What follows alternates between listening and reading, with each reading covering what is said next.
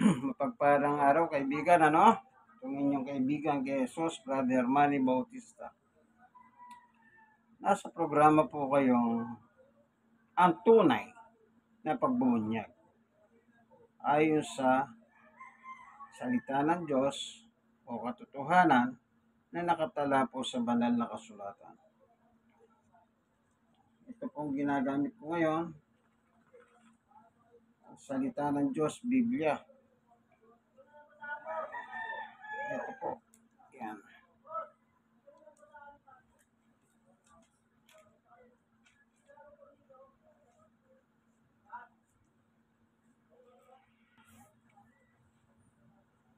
Meron po tayo babasahin dito po sa chapter 17 ng Genesis. Yung sa pagbubuntis ni Sarah, si Sarah po, asawa ni Abraham, ay isa pong bahog.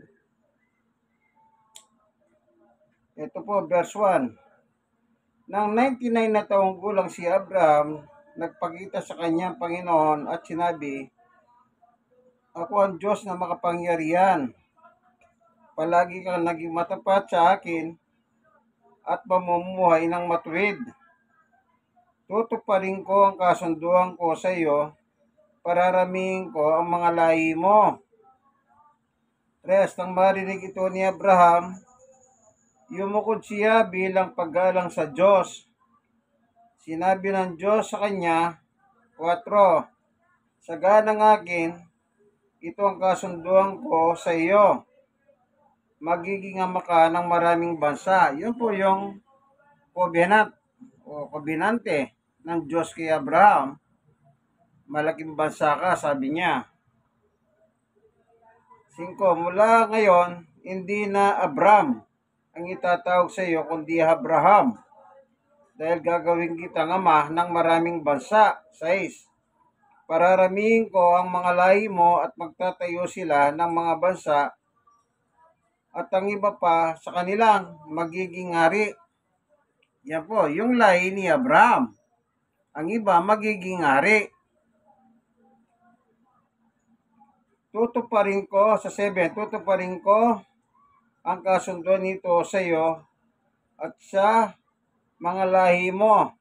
Patuloy akong magiging Diyos na inyo. Ang kasunduan ito ay magpapatuloy magpakailanman. 8. Mga dayuhan lamang kayo ngayon sa lupain ng Kanaan, pero ibibigay ko ang buong lupain ito sa iyo at sa lahi mo.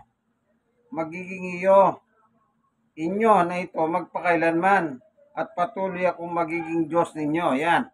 Yun po yung mga pangako po binigay ng Diyos o kasunduan kay Abraham. Hindi na Abraham ang pangalan, kundi Abraham na.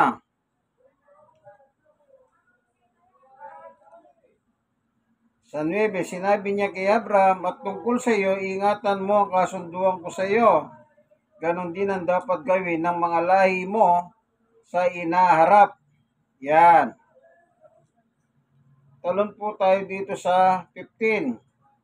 Sinabi pa ng Diyos kay Abraham, tungkol naman sa asawa mong si Sarah, si Sarai, hindi mo na siya tatawaging Sarai, kundi mula ngayon ay Sarah na ang itawag mo sa kanya. Pagpapalain ko siya at bibigyan kita ng anak sa pamamagitan niya.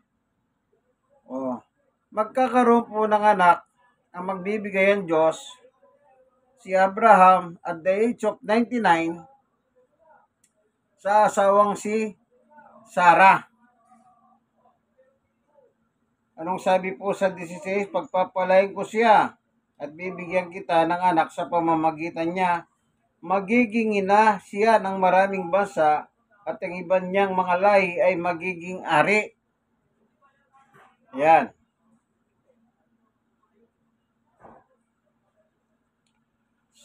Dito po sa 17, nang marinig to na Abraham, yumukod siya bilang paggalang sa Diyos, pero tumawa siya sa kanyang narinig.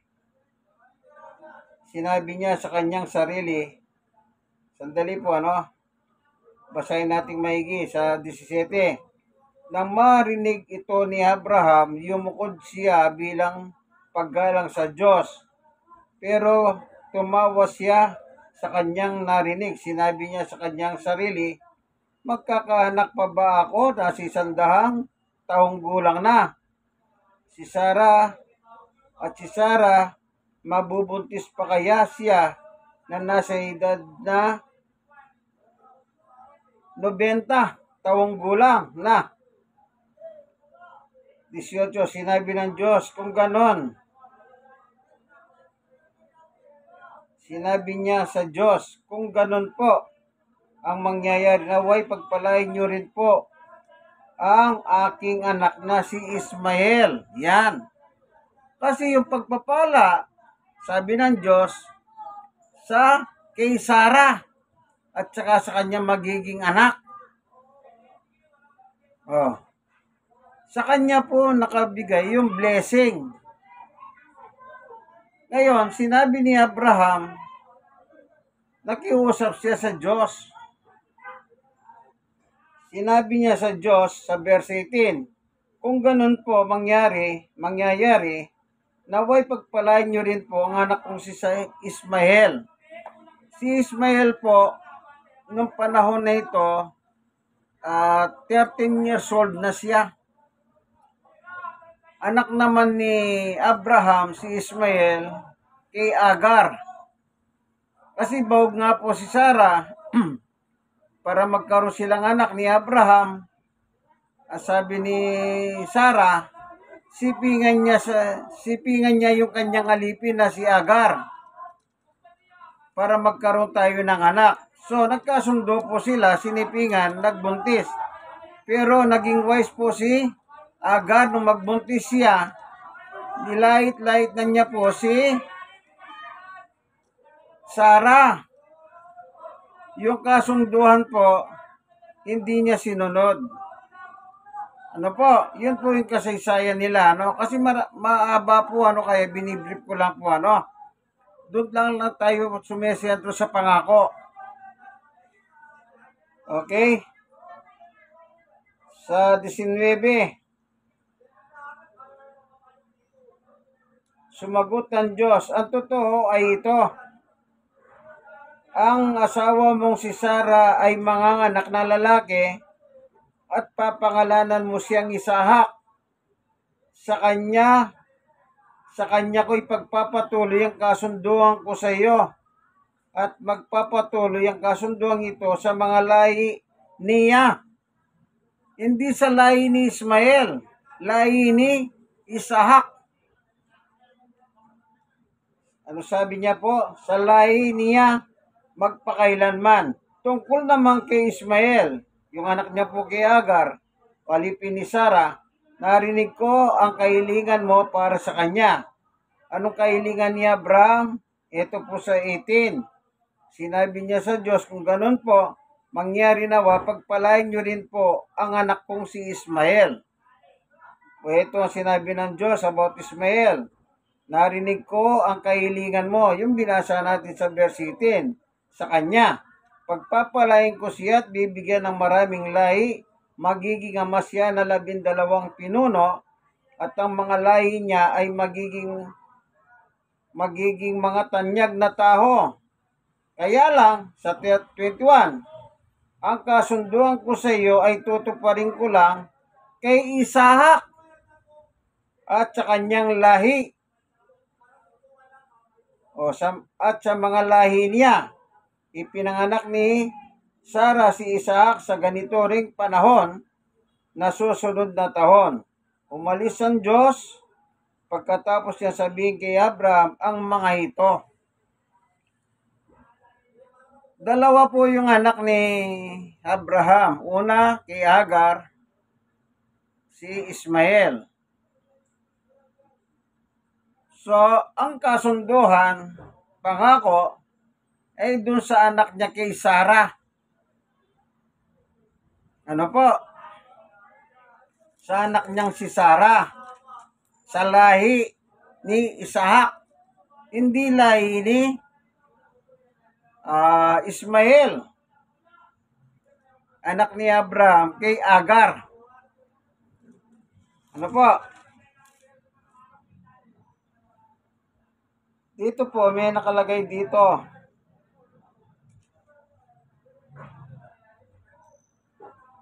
Sa verse, chapter 21 naman po ng Genesis. Yung binasa ko kanina, Genesis 17, ano? Ngayon, inaalala ng Panginoon si Sarah ayon sa kanyang ipinangako. Oh, sino po pinangakuan? Sa chapter 17, si Sarah. Na pagbabalik ko ng isang taon, magdadalang tao si Sarah at ang kanyang magiging anak ay Isahak ang pangalan. Nagbuntis si Sarah at nanganak ng lalaki kahit matanda na si Abraham, isinilang ang sanggol sa panahon na sinabi noon ng Diyos, pinangalanan ni Abraham ang sanggol na Isahak. Nang 8 araw ng sanggol, tinuli ni Abraham ayon sa iniutos sa kanya ng Diyos.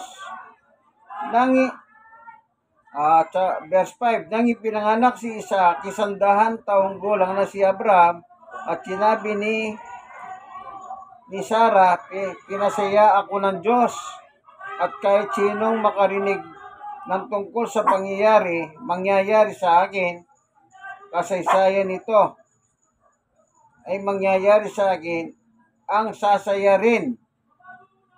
Ayan. Sino kaya makapagsasabi kay Abraham na makapagpapasuso pa ako ng sanggol? Pero nagkahanak pa ako kahit matanda na siya.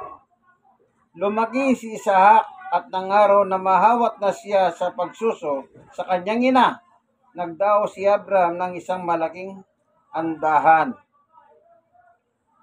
Ayun po, ano? Si Isahak. Pupunta po tayo dito sa, hindi po natin babasahin ng dire-diretso, masyado po kasing marami, ano? Kung pupunta naman tayo sa New Testament, kay Apostol Pablo,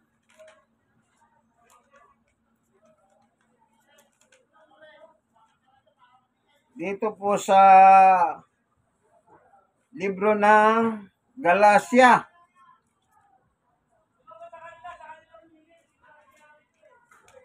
Ito po.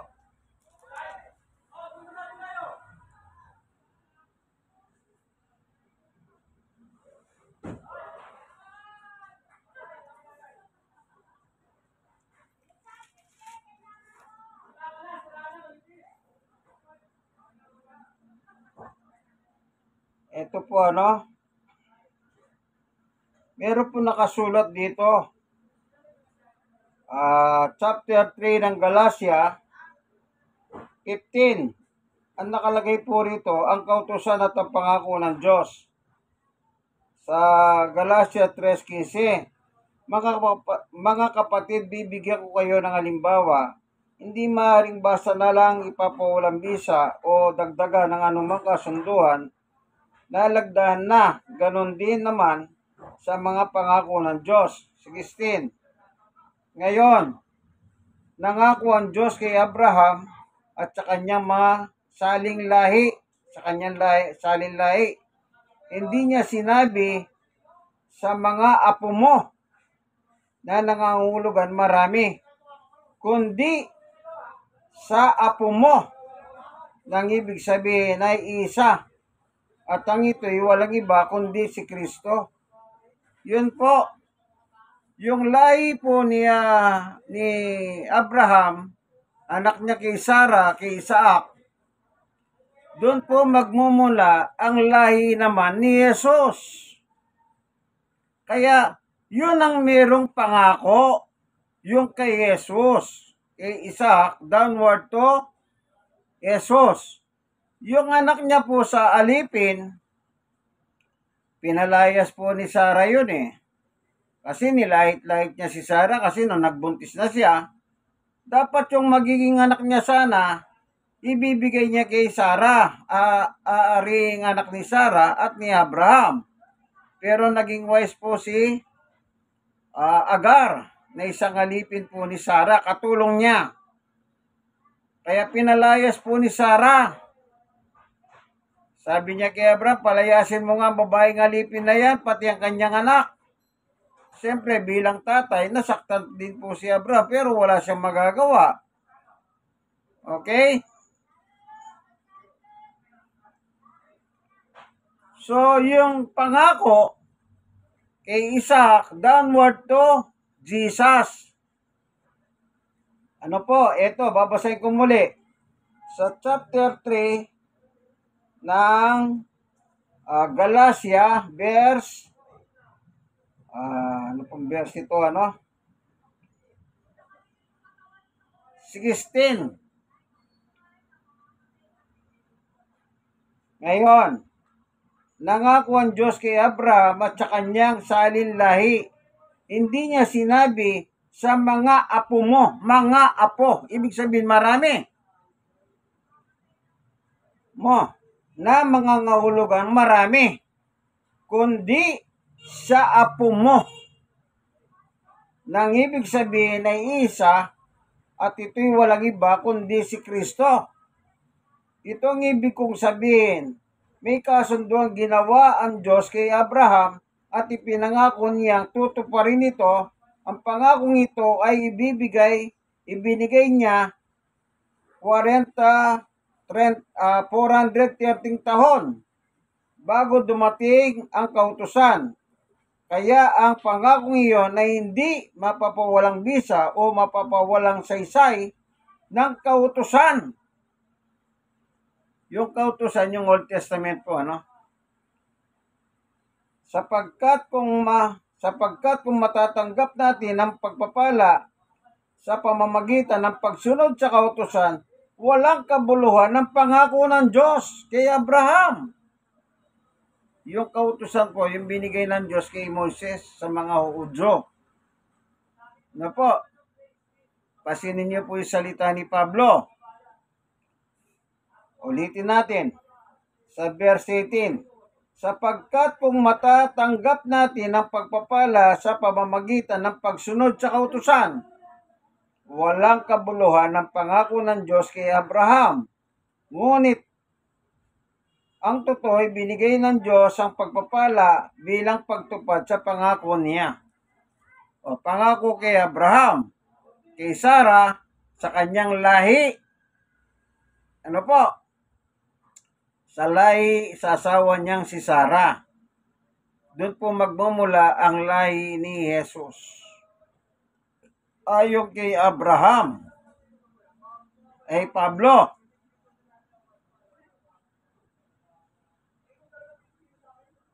Ito pa po nakalagay dito. Sa chapter 4 naman, tingnan po natin wala na po dito. Sandali lang. Ito po, meron. Kasi wala akong kodigo Wala akong outline. Kaya inagilap ko po, At least meron ko akong magnifying glass. Kasi medyo maliit ang sulat dito. Bagamat, kaya gumagamit po ako nito, Dito sa chapter 4 ng Galatia, ang title po nito, ang halimbawa ni Sarah at Agar. Si Agar, ang nanay ni Ismael na anak ni Abraham. Yung Sarah naman, asawa ni Abraham, ang naging anak niya si Isaac. 21. Ngayon, sa inyong nais magpailalim sa kautusan, hindi nyo ba alam ang sinasabi sa kautusan? 22, sinasabi roon na may 2 anak si Abraham. Kita nyo? 2 anak. Ang isa, anak niya sa kanyang alipin na si Agar. At ang isa naman ay anak niya sa asawa niyang si Sarah. 23. Ang kanyang alipin ay pinanganak ayon sa karaniwang panganganak. Ngunit ang anak niya sa kanyang asawa, Sarah, ay pinanganak ayon sa pangako ng Diyos. Yan. Sa dalawa, may pangako. Ang pangako kay Sarah at sa kanyang magiging mga anak na tinatawag namang ina po ni Abraham. No po, wala kay Agar. Kasi si Agar po ay alipin. Ito pa nakalagay sa 24. Maaari natin tignan ang dalawang babaeng ito bilang isang paghahalintulad. Kumakatawan sila sa dalawang kasunduhan. Si Agar ay kumakatawan sa kasunduhan na binigay ng Diyos kay Moises sa bundok ng Sinai. Ipinanganak na mga alipin ang mga anak niya. O kita niyo po, alipin. Ipinanganak na mga halipin ang mga anak niya. 25. Si Agar na kumakatawan sa bundok na Sinai sa Arabia ay kumakatawan din sa kasunduang Jerusalem. Sapagkat ang mga tao sa Jerusalem ay naging alipin ng kautusan. Kasi po, ang Jerusalem nasa ilalim ng kautusan. Yung binigay na kautusan kay Moises. Ngunit, sa 26, ngunit ang asawang si Sarah ay hindi alipin. At siya ang kumakatawan sa Jerusalem na nasa langit. At siya ang ating ina dahil hindi tayo alipin ng kautusan. Bakit ganito salita ni Pablo? Ulitin ko. Sa 26 Ngunit ang asawang si Sarah ay hindi alipin at siya ang kumakatawan sa Jerusalem na nasa langit. At siya ang ating ina. O sabi niya, ating ina. Dahil hindi tayo alipin ng kautusan. Ibig sabihin, wala na po sa ilalim ng kautusan ang mga Kristiyano. Kasi yung kautusan po ni Moises, meron pa sinabi si Abraham, si Pablo. Tignan nga po natin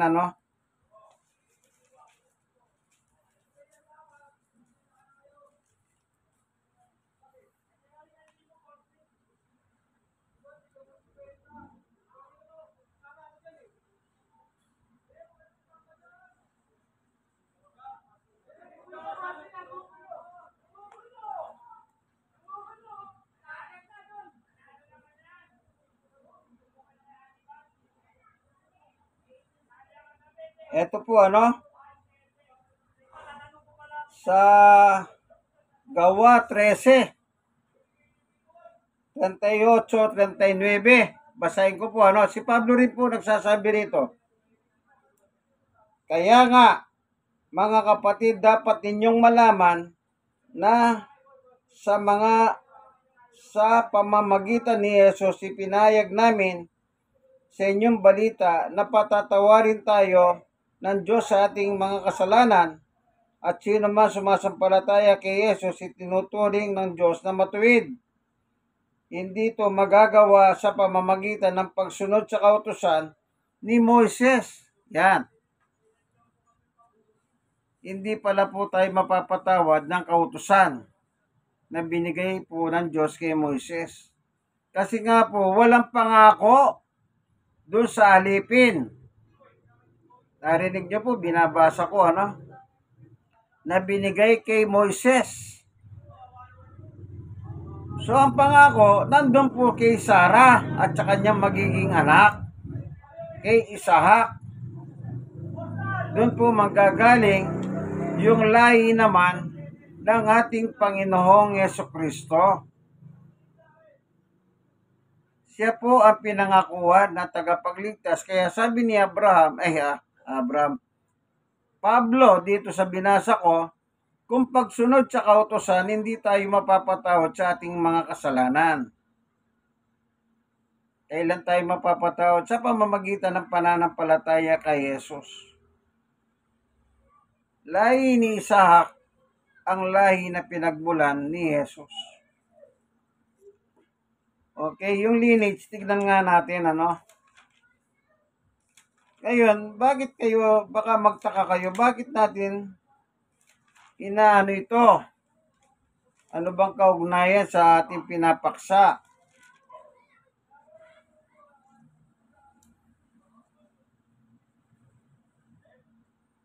Ito po, sa Mateo 1:1, itong talahan ng mga ninuno ni Jesucristo na mula sa angkan ni David.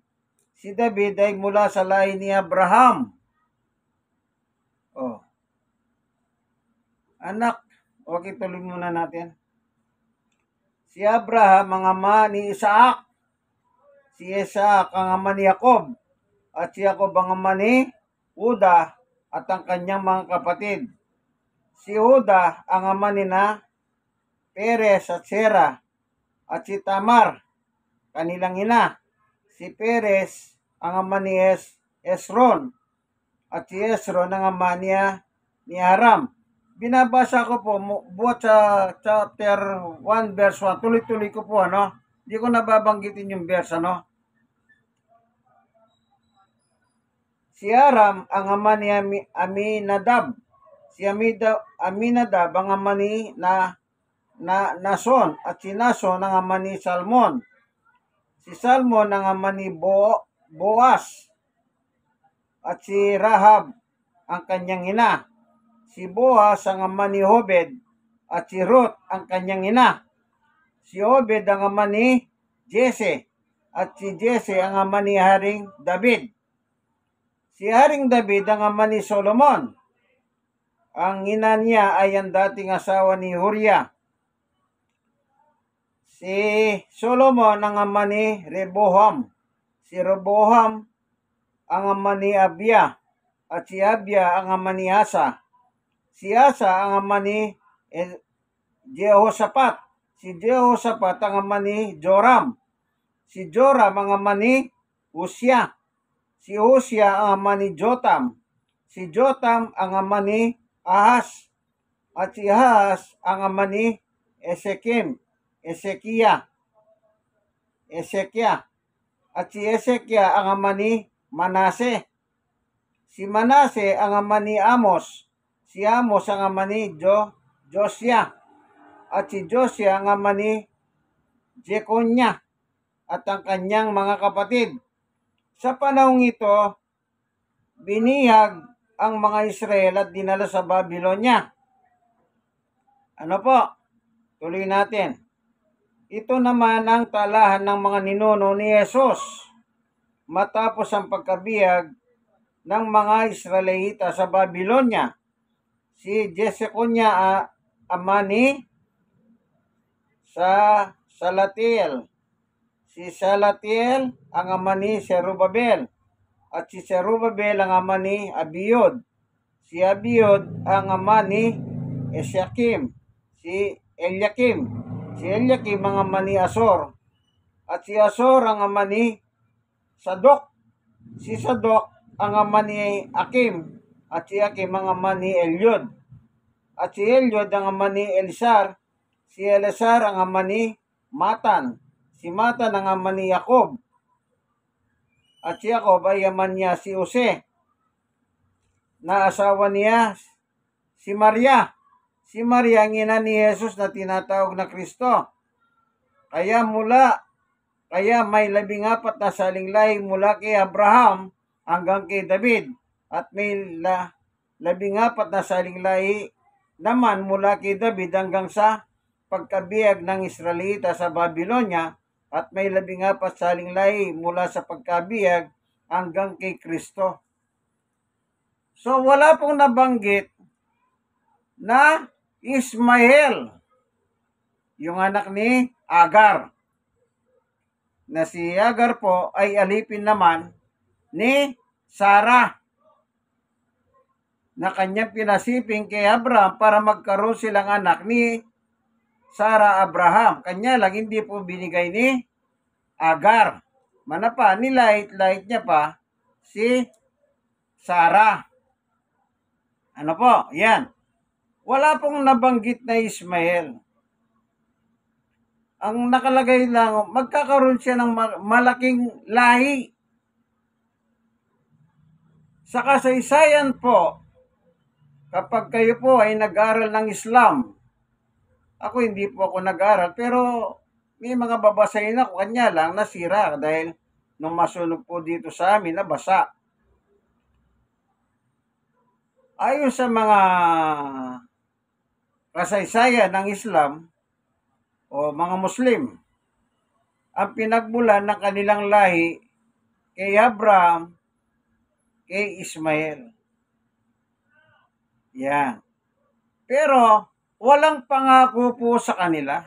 Kaya yung lahi ng Muslim ngayon, na sila naman sinasabi nila, lahi ni Ismael sila, anak din sila ni Abraham. Ang problema, wala pong pangako ang Diyos sa kanila. Sino pong nag-reveal na may pangako? Sa Old Testament pa lang may pangako na eh. Kumbaga si Apostol Pablo, nire-remind niya po yung pangako ng Diyos kay Abraham na pinangako ng Diyos sa Old Testament, doon sa chapter 17 po ng Genesis, chapter 21 ng Genesis, yung binasa natin kanina. Ano po? Kaya nung makiusap po si Abraham, o balikan nga natin yung sinabi ni Abraham, sana pagpalahin mo rin si Ismael. Kasi ang pagpapala ng Diyos, isa lang. Kanino? Sabi ni Apostol Pablo, sa kanyang apo, hindi mga apo. Isa lang ang pagpapala sa iyong apo na tinutukoy pong apo na isa, sabi ni Pablo, kay Kristo. Oh. Isipin niyo po, kaya ang pangako kay Kristo ay kay Abraham, sa kanyang asawa, sa kanyang anak, downward hanggang kay Jesus. Ayun, binasa natin yung lineage, yung lahi nila. Wala naman pong nabasa na kahit Agar, wala. Ismael, wala. Oh. Kita nyo po, maraming saling lahi na naganap. O, dula sa Genesis, sa Mateo 1:1, napakaliwanag na po eh. Huwag na natin basahin po yung mga lahi pa eh. Kanya lang, binasa ko po. Pero dito pa lang sa 1:1, sapat na eh. O, Mateo 1:1, ito ang talahan ng mga ninuno ni Yesu Kristo, na mula sa angkan ni David, si David ay mula sa lahi ni Abraham. Kaya po nakalagay dito, sa sulat ni Apostol Pablo, ay, ito, Roma, basahin ko po, ano? Roma 1:1, mula kay Pablo na lingkod ni Kristo Jesus, pinili at tinawag ako ng Diyos na maging apostol para ipangaral ang kanyang magandang balita. Ipangaral ang kanyang magandang balita. 2, ang magandang balitang ito ay pinangako ng Diyos noon sa pamamagitan ng mga propeta at nakasulat sa banal na kasulatan. 3:4, magkadugtong po, ano? Ang balitang ito ay tungkol sa kanyang anak, ang ating Panginoong Jesucristo. Sa kanyang pagkatao, isinilang siya sa lahi ni Aring David. At sa kanyang banal na espiritu, napatunayang siya ang makapangyarihang anak ng Diyos nang siya'y nabuhay mula sa mga patay. Anong sabi? Ulitin ko sa 3, Ang balitang ito ay tungkol sa kanyang anak na ating Panginoong Jesucristo. Oh. Yung pangako po mula kay Abraham, sabi niya, pagpalain ko ang lahi mo. Yung lahi kay Sarah. Hindi yung alipin. Si Sarah, sabi niya, pag-alintulad natin itong dalawang babae. Yung isa alipin, pero si Sarah, kumakatawan sa Jerusalem, sa langit. Wala pa pangakong langit doon kay Ismael. Kaya wala pong pangako sa lahi ng mga Muslim. Okay, ngayon, eto na, Muslim ha.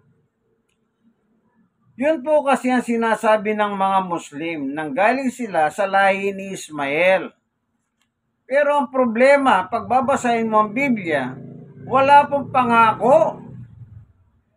Okay?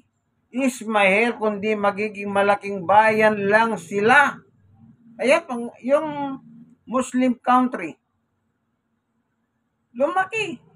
Pero yun lang ang nakalagay. Kaya lumaki sila, yun ang pangako. Lalaki lang sila eh. Pero walang pangako ng kaligtasan.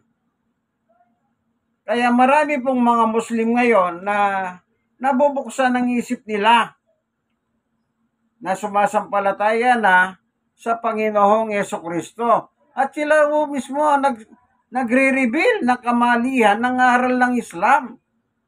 O manood po kayo sa YouTube. Ako, mahilig po ako manood na ganyan. Marami pong mga Muslim na convert na sa Christianity. Sumampalataya kay Jesus. Kasi kay Jesus po ang pangako eh.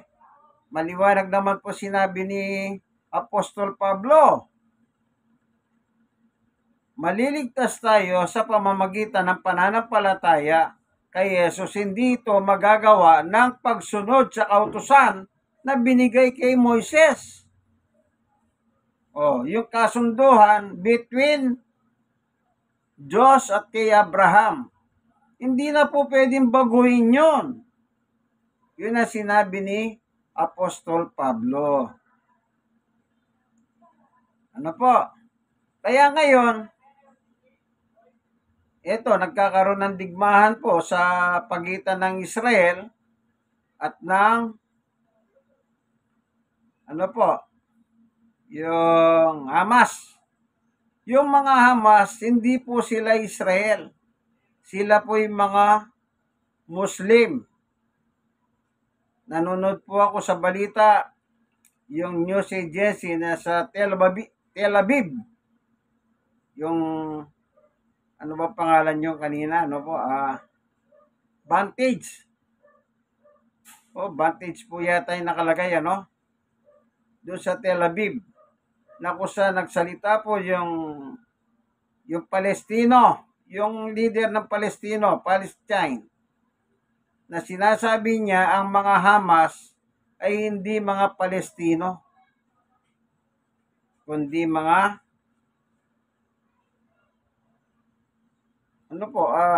Muslim. Yung sinasabi nila, Allahu Akbar, God is merciful, ang ibig sabihin po nun. Kung merciful ang Diyos, sinisigaw nila, Allahu Akbar, habang nakikita mo po sa television, kinakaladkad po yung mga sibilyan. Kung ang Diyos nila, si Allah, ang Diyos nila, Allah, kung siya ay merciful, bakit kailangan po ganyanin nila yung mga sibilyan? Bakit kinakaladkad po? Lalo na din siya ng isang lugar po doon sa Israel na nagsasaya po sila, bigla sila nilusob.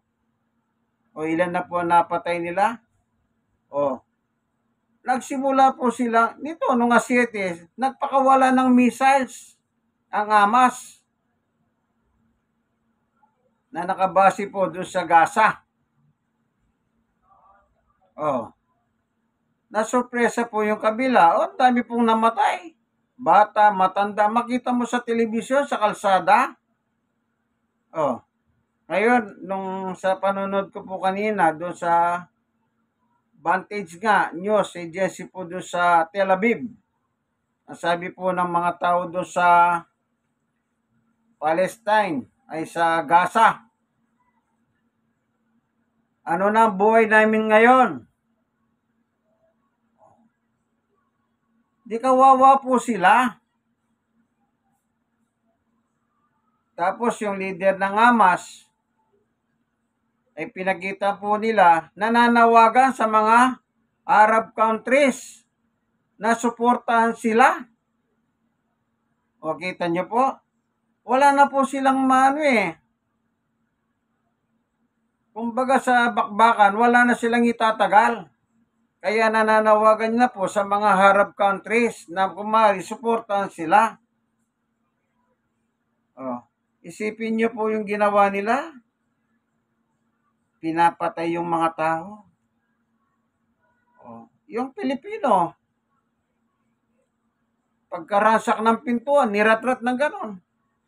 Yung Pilipino, Pilipina, katulong po. Rat-rat. Patay. Oh. Kaya sinasabi po ng news agency na yon, mga ano po sila, terrorist ang mamamatay tao. Oh.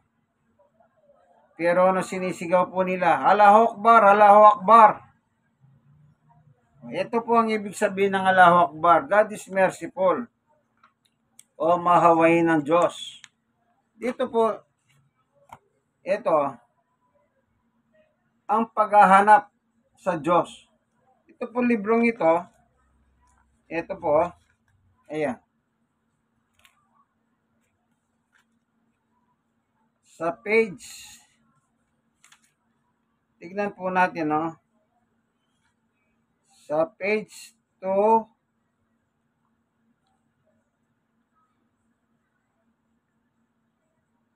286. Si Muhammad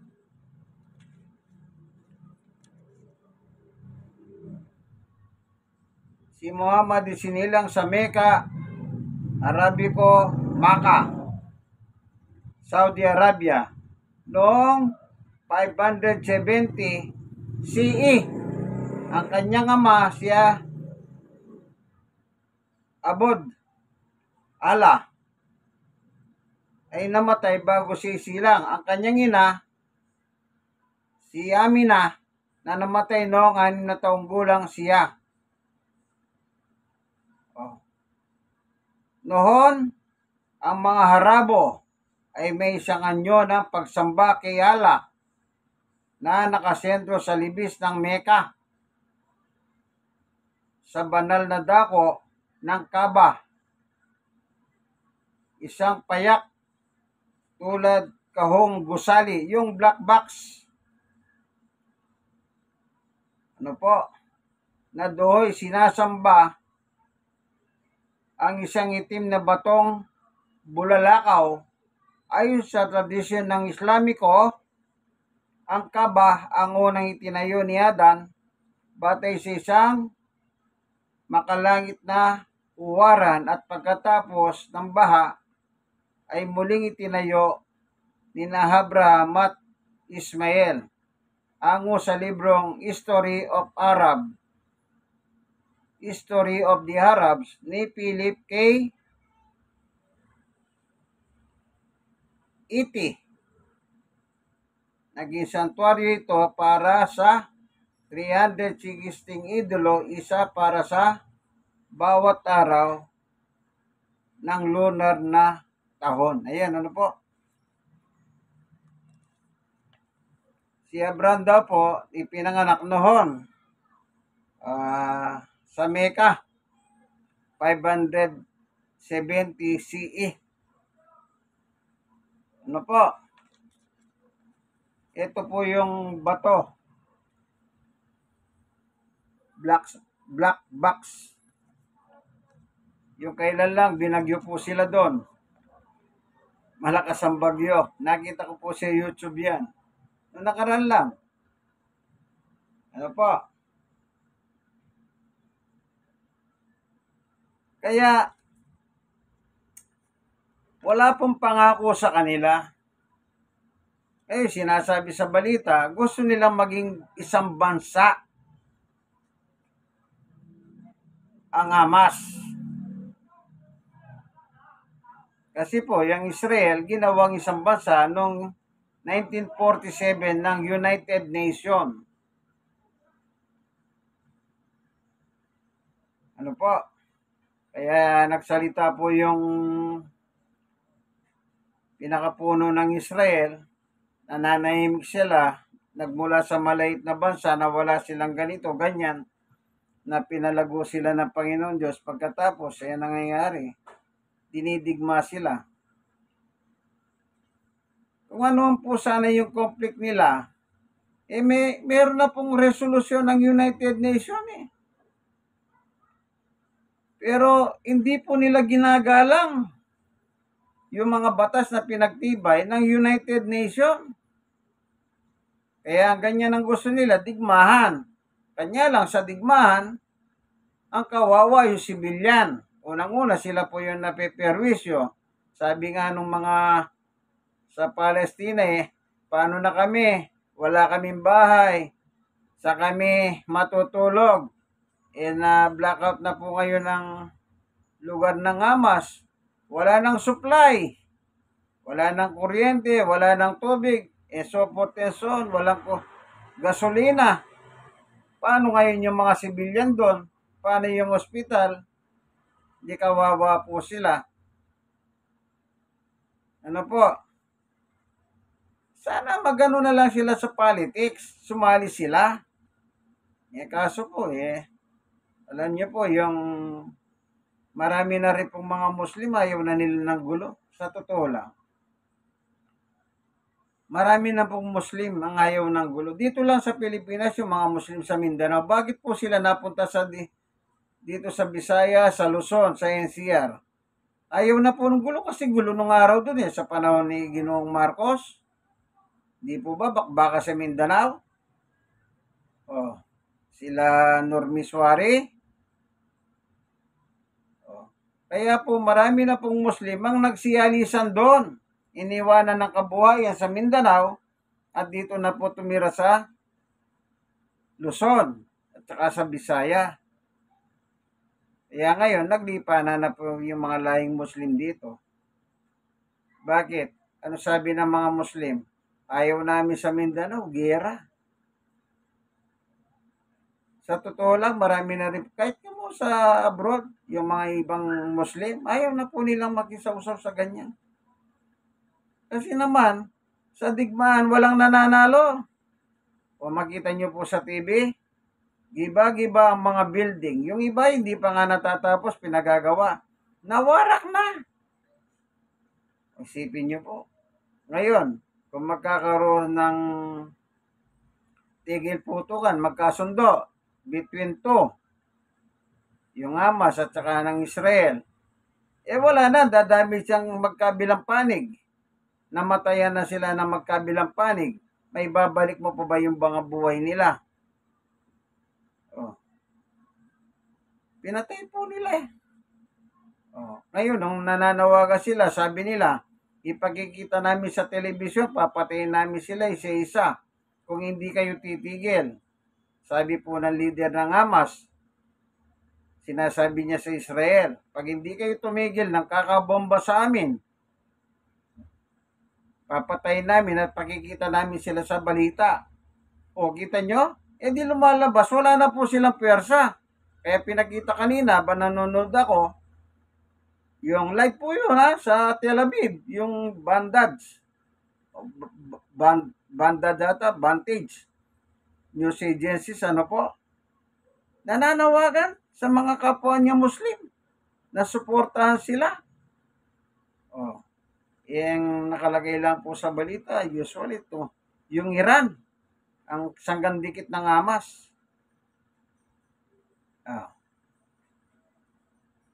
Kaya para na po silang nauubusan. Isipin nyo, walang kuryente, walang gasolina, walang tubig. Wala na pumapasok ng supply sa kanila. Oh, binlock na po. O paano ngayon?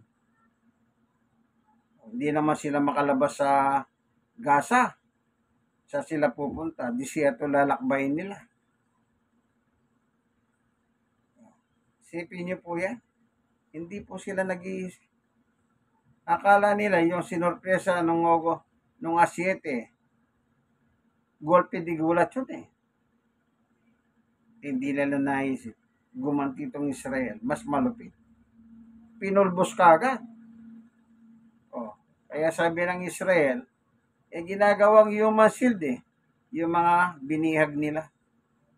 Pero totoo, yung iba po pinatay na. O sinasabi ng Prime Minister ng Israel, nag-uusap sila ni Joe Biden ng Amerika. Yung mga babae na asawa, pagkatapos pinapatay, sabi mga bata. O, may pinakikita sa television. No? Tapos mayroong mga fake news pala. Pinakita yung mga fake news. Sabi nga nung balita, mas masama pa ang fake news. Ang daling lumabas. Sabi ko, tignan niyo po yung mga fake news. Sikat na sikat. Kaya tayo po bilang mga Pinoy, ang pananampalataya po kay Jesus ang kailangan natin. Kasi sabi ni Abraham, ang pananampalataya kay Jesus, hindi sa pamagitan ng pagtupad ng kautusan. At ang pangako kay Jesus. Amen. Yan po yung maganda. Ang pangako ng Diyos. Diyos mismo nagsabi kay Abraham. At pagdating kay Pablo naman, pinaliwanag niya ang pangako na yan na kay Jesus. Amen. Salamat, Panginoon Diyos, sa katotohanan na itinuro mo po sa amin sa pagkakataon na ito. Panginoon, ipuin mo po ang puso ng mga lider ng Hamas na sana po tigilan na nila ang kanilang kung ano man yung hangarin nila. Idahan na lang po sana nila sa mapayapang usapin sapagkat kawawa po ang mga sibilyan.